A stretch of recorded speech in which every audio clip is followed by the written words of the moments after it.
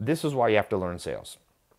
If you go back to the old beginning psychologist, Sigmund Freud, let's say, Jung, these beginning people, they begin to understand that there's this part of the mind that's very deep, deep below the surface. It's called the subconscious, and they divided it up in weird ways.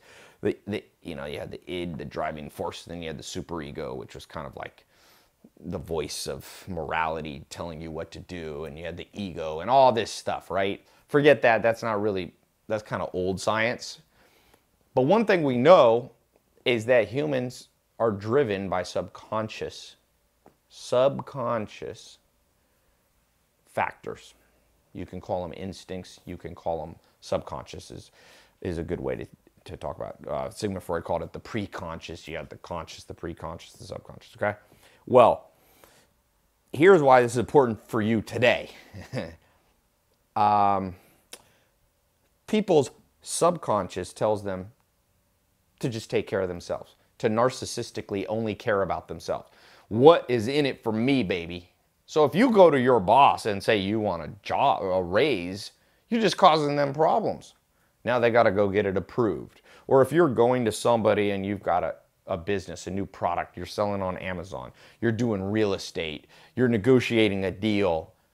Well, all those people care about is themselves subconsciously, even if they're good people. That's the conscious mind. Subconsciously, people want to hear only their side of the story. So they're listening to you, but they're not hearing you. You see, they're listening to you. And if you're not good at sales, people will listen to you, but they won't hear you. You see what I'm saying? It's going in the auditory, it's going in the ear, but it's not computing in the brain. They're not going to change. They're not going to do something just because you're a good person. No. And that's called the theory of the mind. And when we're born, we're very selfish. Every baby is selfish. You get on an airplane with a baby, they don't care if everybody around them will be disturbed. A little baby will scream if they don't feel good. Now, by the time you're about 5 or 6, you begin to notice you're not the only person in the world. That's called the development of the theory of the mind, right? So all of a sudden, if you cry too much, other kids in class say, shut up. And you start to feel bad and you start to go, ooh, my actions affect other people. Well, the reason the first strategy is to get people to hear your side of the story is that a lot of people that you know never develop past about age 10. So yes, they started noticing other people are important around them by 5, 6, 7, 8, but people have stunted growth.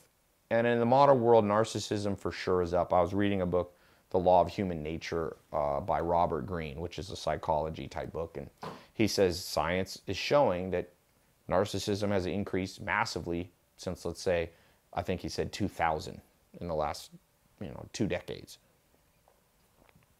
So it's even worse than when Sigmund Freud was talking about narcissism. People now really only care about themselves. So to be good at sales, closing, persuasion, negotiation, all it starts with is speaking in such a way that they not only listen or pretend they're listening, but they hear you enough that potentially they'll change what they were doing. They'll change their routine. They'll change their buying habits. They'll stop buying from your competitor and buy from you. They'll stop selling that real estate deal to somebody they want